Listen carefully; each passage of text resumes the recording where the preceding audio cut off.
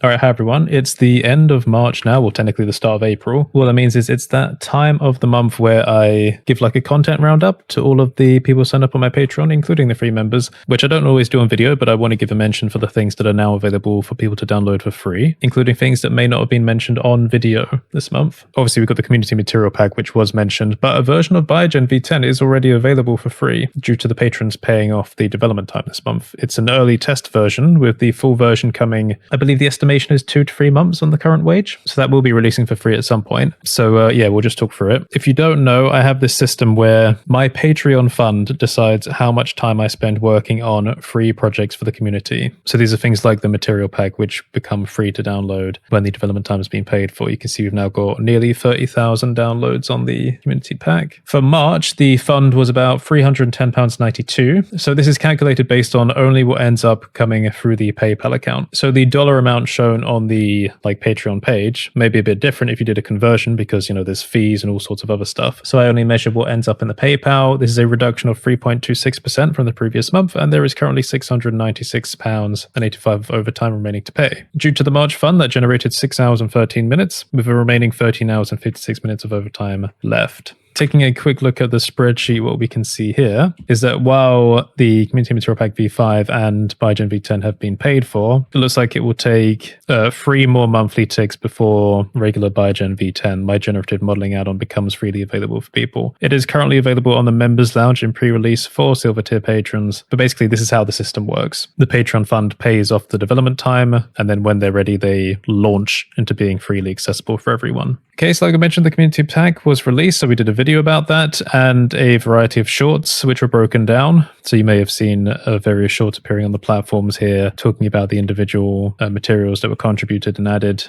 Biogen is my generative modeling add-on for Blender, and it's basically an interface with a variety of different geometry nodes logic libraries. I call them logic libraries. They're just like massive node trees with different node groups to provide different functionality. Basically, you select an object and then you can apply any one of these logic systems, which are separated based on whether they should appear above an object or whether they should disrupt the actual mesh content of the object or whether they occur within the volume. Oh, cool. I just got a text. In the last video, I had a discount code for Afterglow, 50% off with free uses, and the last person has just used it now. So well done to everyone who found that. Okay, so one thing I didn't mention on video is a test version of Biogen V10 actually became public in March, but I didn't think it was interesting enough to mention on video. So if you go to codesoft.online/members/pre-releases, you can actually find the link to the Patreon. The Patreon post has been made public, so it should be available for everyone. And then on there should be a downloadable file. And I think you should be able to access it. Note that because this was an unfinished version, this one I don't think has a fix for Mac and Linux related directory issues, which may occur, whereas the full version does. Again, remember the Silver Tier already have access to the full version. If any of this sounds complicated, don't worry. It's basically like an engine that's happening in the background that is helping to produce free projects, but in a way that's a bit more fair. Basically, the point is we have all these different layers of development, and over time, things just become available to the public. Like they start off as seedlings in this little lounge space, and then they'll just grow out and become their own thing. So again, if you are on my website under the members page, there's a section called pre-releases, which is where everything that will one day become free can be accessed early if it's ready. So I released a bunch of videos in March. We had a return to community roundups. I'll try and do that a little bit more often. I showed some work I was doing on generative modeling, trying to update an old product of mine called the Generators Lab, which was a expansion pack for Biogen, but I want it to become a standalone thing as well in terms of like geometry nodes, asset libraries. So we were looking at, again, me generating different layers of things that are largely voxel based, but effects that can be controlled using image masks, etc. So there's some really cool potential there. I did a video making fun of like AI startup sponsorship requests I got, just for a bit of fun. Then we did the announcement video letting people know about the Community Material Pack V5. Then we let people know about Blender 5.1, which was released. Then there was the whole Superhive situation, which consisted of about 3 videos, but only one of them is public now because I don't really want to leave outdated information up because they made some updates to the system. And also this one was just talking about some slander, but Jonathan behind Superhive told me that he was handling it. So I was like, okay, well, if you're handling it, I don't need to leave that up. And then finally, this was yesterday, experimenting with lighting in Blender. It was just having fun with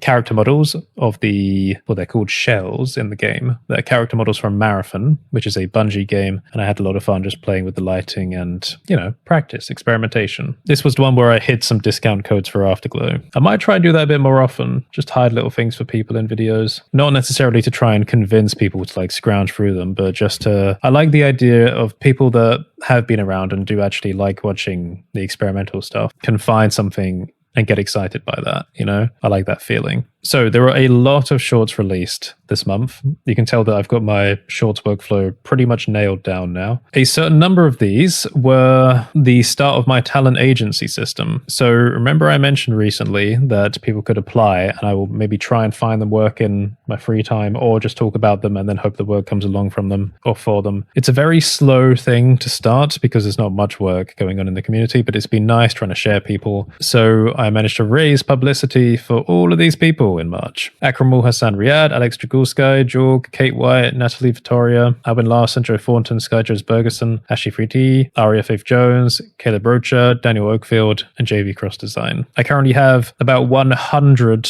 requests still to process for the talent system, and I will do them in batches. So most people have not even heard back yet, but you can see that, there's a lot that goes into learning about people. There's a lot that goes into recording, editing, doing all this for, by the way, no pay. That is until anyone starts generating client commissions, of which I'll take 15% if I connect people with the client for a set amount of time. But one thing I didn't say, and this is something I have alluded to before, is that if the Patreon fund gets high enough, I can start doing it now. What I wanted to do was siphon off a certain percent of the fund for bounties. Now, I have done this before, and there's actually a bit more to share in terms of content. But what I mean is a certain amount of it, I will then recycle back into the community by giving artists very tiny grants just to make something, like whatever they want, which I will then add to the Patreon members lounge. So on the top of my list for that, if it ever happens, is A, my own friends and creators, and B, members on the talent agency system, which I will ask if they're interested in that at some point, but we'll get to that. So hopefully at some point in the future, not only will it be me trying to find them clients, but also maybe me paying them directly to do little things. But that can only live so long as the fund stays at a certain amount or keeps growing, which is not guaranteed.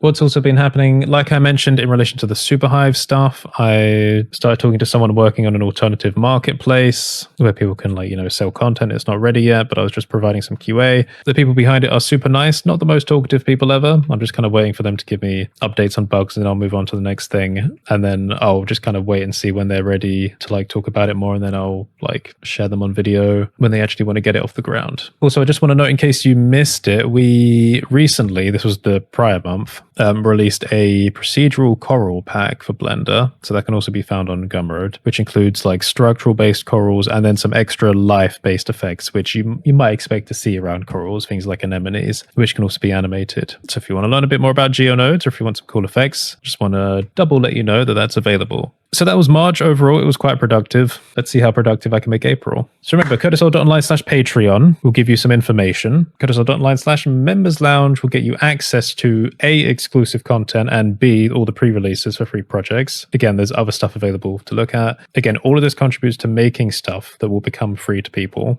eventually. So join the movement if you like. Otherwise, just sit back, relax, and eventually more free stuff will be coming your way. If you made it this far, let's do a dog emoji in the comments this time, and I will see you next time.